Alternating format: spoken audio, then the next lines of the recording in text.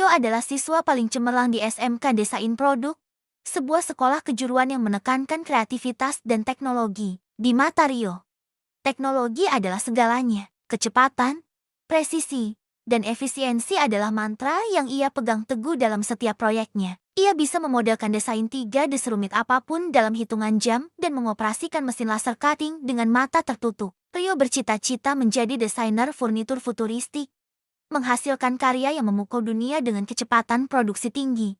Saat ini, ia sedang mengerjakan proyek lulusan yang paling ambisius, sebuah lampu hias bergaya Art Deco dengan ukiran rumit pada fondasi kayu. Ini adalah proyek bernilai 40% dari nilai akhir, dan Rio bertekad membuatnya sempurna secara digital dan fisik. Namun, ada satu penghalang yang selalu membuat dahi Rio berkerut. Kelas kerajinan kayu yang diajar oleh Pak Dimas. Pak Dimas adalah seorang pengajar senior, usia menjelang pensiun, yang masih menganut metode pengajaran yang sangat tradisional.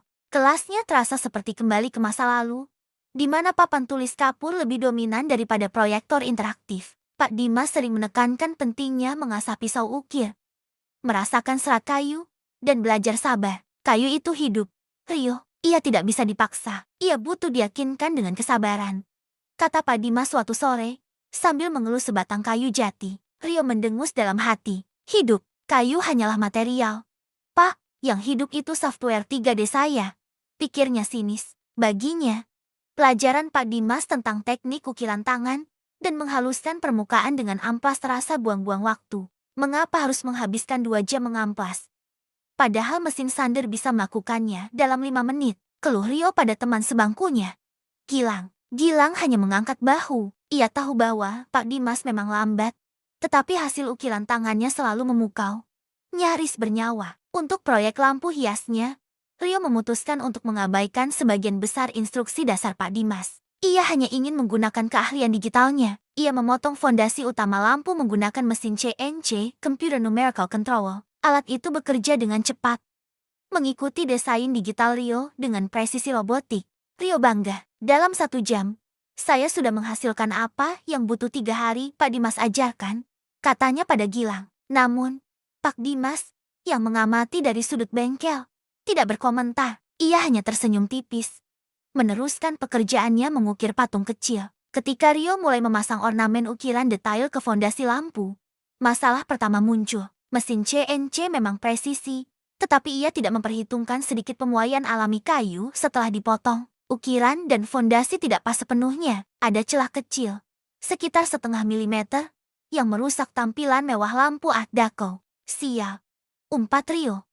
Mencoba memaksakan ornamen itu masuk, tetapi hasilnya justru membuat sudut kayu sedikit retak. Ia mencoba menutupinya dengan dempul, tetapi cat emas yang ia gunakan tidak bisa menyembunyikan perbedaan tekstur antara kayu asli dan dempul. Itu adalah detail kecil, tetapi merusak keindahan keseluruhan. Rio panik dan kembali ke komputer, mencoba memodifikasi desainnya secara digital agar cocok dengan kesalahan fisik yang terjadi. Namun, setiap perbaikan digital justru menimbulkan masalah baru dalam keserasian bentuk. Di tengah keputusasaannya, ia melihat Pak Dimas sedang bekerja. Pak Dimas tengah memegang patung kecil. Ia menggunakan pisau ukir kecil, mengikis tipis-tipis permukaan kayu. Gerakannya sangat lambat, nyaris meditasi, tetapi hasilnya sangat mulus dan nyaris tak terlihat adanya proses pemotongan. Pak, kenapa Bapak tidak pakai alat otomatis saja? Kan jauh lebih cepat, tanya Rio, tidak bisa menahan rasa frustrasinya. Pak Dimas berhenti bekerja dan menatap Rio dengan mata yang hangat.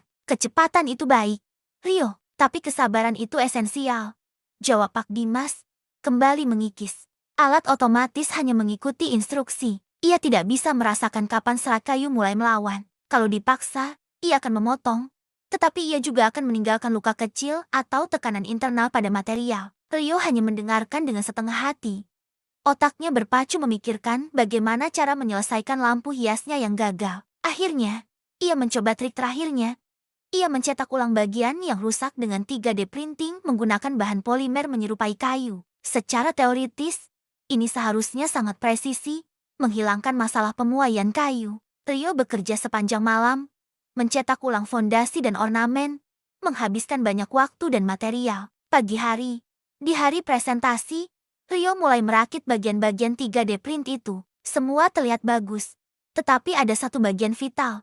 Sambungan utama yang menghubungkan fondasi berat dengan tiang lampu yang ramping. Sambungan ini harus kuat, menopang seluruh beban, dan tidak terlihat. Rio menggunakan lem khusus dan mencoba menekan sambungan itu. Tetapi ia terlalu terburu-buru. Dalam hitungan detik, sambungan itu patah. Seluruh proyek lampu hiasnya ambruk ke lantai. Suara pecahan kecil terdengar memilukan di bengkel yang masih sepi. Rio membeku di tempatnya. Matanya berkaca-kaca. Semua usahanya, semua malam tanpa tidur, semua desain cemerlangnya, hancur oleh satu kegagalan fisik. Ini tidak mungkin, bisik Rio. Merasa seluruh dunia desainnya runtuh. Ia mencoba menyalahkan mesin, material, bahkan Pak Dimas karena tidak mengajarkan sambungan yang lebih kuat. Rio terduduk lemas di lantai, menyerah. Proyeknya sudah pasti gagal. Tiba-tiba, ia menyadari ada sosok yang berdiri di depannya. Itu Pak Dimas. Pak Dimas sudah ada di bengkel sejak subuh. Seperti biasa, bekerja dalam diam. Beliau tidak mengatakan apa-apa tentang kegagalan Rio. Beliau hanya melihat sisa-sisa 3D print di lantai. Kemudian, dengan tenang, Pak Dimas mengambil fondasi kayu yang asli, yang dulu dipotong Rio menggunakan mesin CNC dan sedikit retak. Kesalahan terbesarmu, Rio, adalah kau mengira dirimu harus sempurna di percobaan pertama, kata Pak Dimas, memungutnya. Dan kesalahan kedua, kau mengira teknologi bisa menggantikan ketelitian hati. Pak Dimas mengeluarkan sebuah pisau ukir kecil yang berkilauan, sangat tajam. Beliau mulai bekerja pada sambungan yang retak itu. Pak Dimas tidak menempel atau mendempul. Ia mulai mengikis tepi retakan itu dengan sangat hati-hati. Ia mengikisnya sedemikian rupa sehingga retakan itu hilang, digantikan oleh bentuk alur kunci yang sangat tipis dan presisi. Gerakannya begitu teratur, lambat, namun pasti, seperti seorang ahli bedah yang bekerja pada serat kayu. Rio menyaksikan dengan mulut terbuka. Ia belum pernah melihat level ketelitian setinggi ini. Setiap milimeter yang diukir Pak Dimas adalah hasil dari puluhan tahun latihan dan kesabaran. Setiap goresan ini adalah sabar yang saya ajarkan, kata Pak Dimas tanpa menoleh. Suaranya tenang. Alat modern tidak mengajari kita sabar. Mereka hanya mengajarkan kita kecepatan. Tapi hanya sabar yang bisa mengajarkan ketelitian yang dibutuhkan untuk memperbaiki kegagalan. Dalam waktu 10 menit, Pak Dimas telah menciptakan sambungan baru. Bukan dengan lem atau sekrup, melainkan dengan kunci mekanis yang terukir sempurna di kayu. Beliau mengambil ornamen yang Rio buat dan menguji sambungan itu. Bunyi klik halus terdengar. Sambungan itu mengunci dengan sempurna, tanpa celah, tanpa dempul. Kekuatan sambungannya luar biasa. Sambungan itu bisa menahan beban yang jauh lebih berat daripada yang dibutuhkan. Pak Dimas menyerahkan fondasi yang sudah diperbaiki itu kepada Rio. Ambil pelajaran dari ini, nak. Teknologi adalah alat, tapi pengajar di belakangnya adalah hati dan pikiran. Kau mengabaikan proses sabar yang saya ajarkan, tapi proses itu yang menyelamatkan proyekmu. Rio memegang fondasi itu, merasakan tekstur ukiran yang halus dan sambungan yang tidak terlihat. Ia menyadari bahwa Pak Dimas bukanlah guru yang lambat, melainkan guru yang teliti melampaui kemampuan mesin. Rio merasa malu. Teringat semua sindiran dan anggapan remehnya tentang metode pengajaran Pak Dimas. Maafkan saya, Pak, ucap Rio tulus.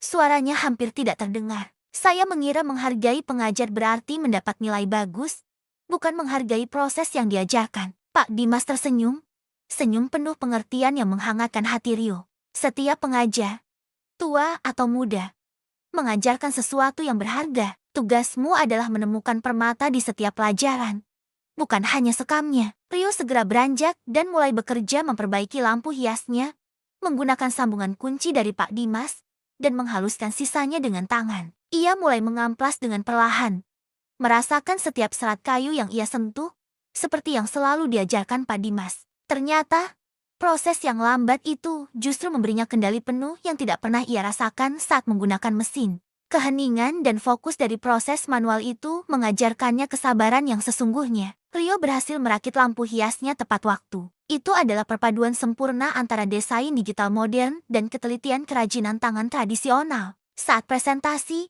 para juri memuji detail dan kekuatan sambungan pada lampu Rio, menyebutnya sebagai masterpiece. Rio mendapat nilai A+, nilai tertinggi yang pernah ia raih. Tetapi, nilai tertinggi itu bukan datang dari desain digitalnya, melainkan dari kesabaran dan ketelitian yang ia pelajari dari Pak Dimas. Setelah presentasi, Rio menemui Pak Dimas dan menyerahkan sebuah ukiran kecil berbentuk pisau ukir mini. Ini ungkapan terima kasih saya. Pak, terima kasih karena Bapak tidak membiarkan saya gagal. Dan terima kasih sudah mengajarkan sabar, kata Rio. Pak Dimas tertawa, menerima ukiran itu dengan haru. Sabar adalah guru yang paling keras.